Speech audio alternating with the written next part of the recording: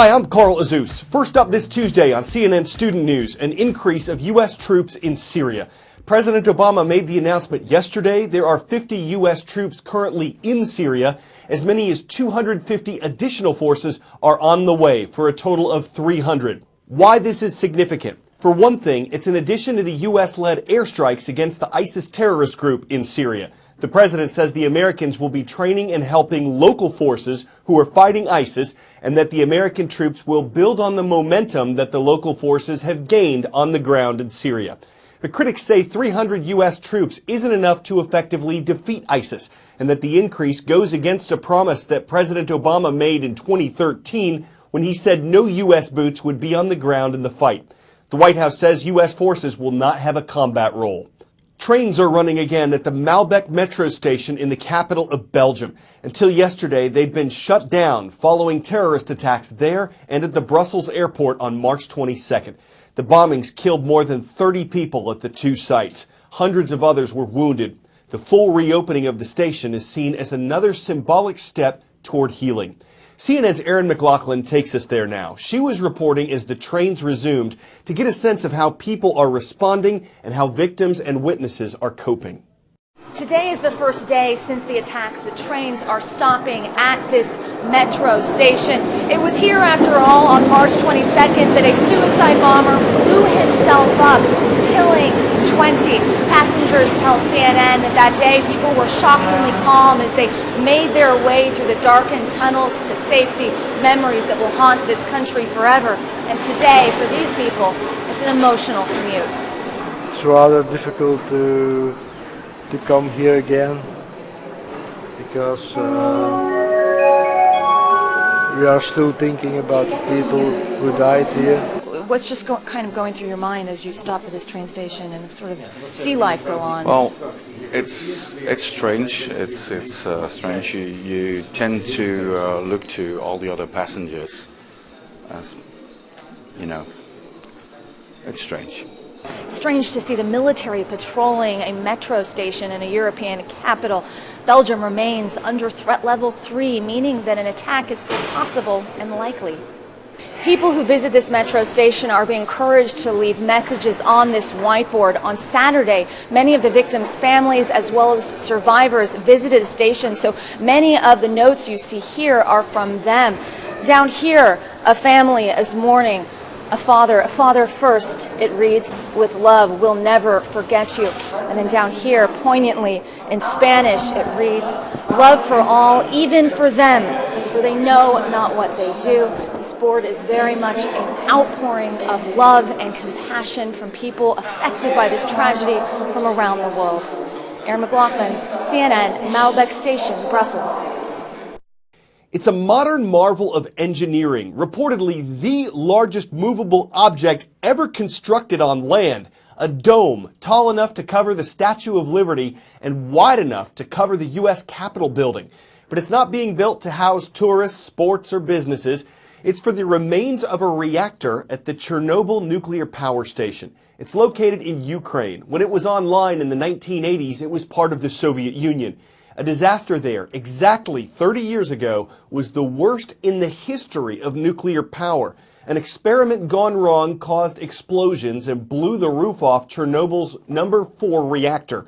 30 people died immediately, but scientists estimate that thousands of cases of radiation sickness and cancer deaths will have resulted as well. After the accident, a giant steel and concrete cover was built to seal Reactor 4 and contain some of its radioactive material. But it's deteriorating and radiation is leaking out. So the $1.7 billion dome, called the New Safe Confinement, is being built to cover it. Engineers plan to use rails to slide it over the current structure this November and to finish sealing it off by the end of next year. Workers are constantly monitored for radiation exposure. Of the colleges, high schools, and middle schools that requested a mention on yesterday's transcript, here are 3 that have never had a roll call before. Taiyan University of Science and Technology is in the city of Taiyan, China. Hello to everyone at Shanxi Province. Battery Creek High School is in the city of Beaufort, South Carolina. It's great to see the Dolphins are in the swim today.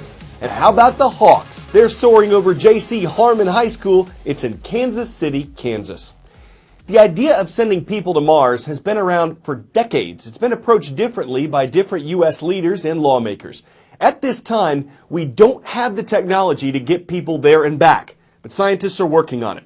There's debate about whether it'll be money well spent or if it's worth risking human lives when we could send robots.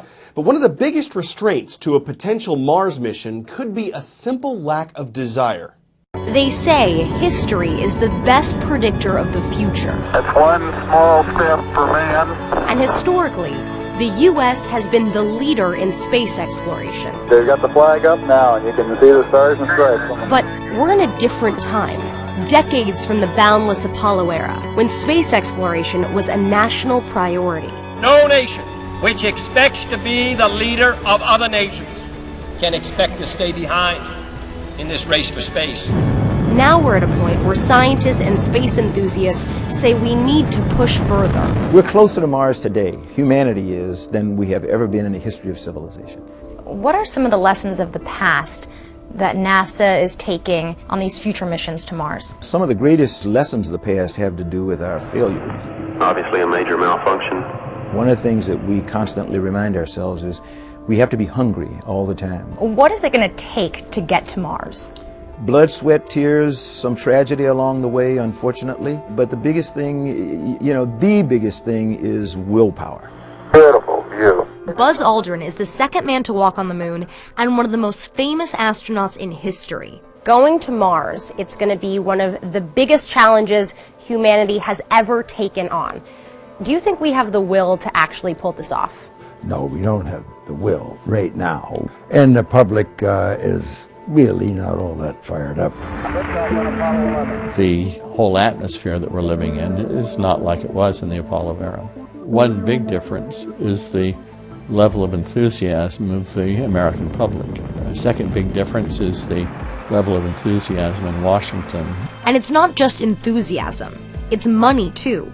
During the Apollo era, though, NASA had about 4% of federal spending. Now it's less than half of 1%. Is that going to have to change in order for us to pull off this mission? Yes. NASA doesn't have an exact price tag for a manned mission to Mars, but some argue it could cost hundreds of billions of dollars. This year, NASA received a budget increase of $1.3 billion. The U.S. is trying to lead the rest of the world in exploring our solar system, but not a foray out and back, but actually expanding human presence throughout our solar system. First step foot upon the moon. But historically, the U.S. wanted to do it alone. Going back to the beginning, international collaboration was non-existent. We got to the moon because of competition. We could not allow the Soviets to beat us to the moon. But it seems as though we've gone from this spirit of competition during the Apollo era to a spirit of collaboration and cooperation. And that's essential. We cannot do it alone. No nation can go where we want to go and do it alone. This is a human journey to Mars.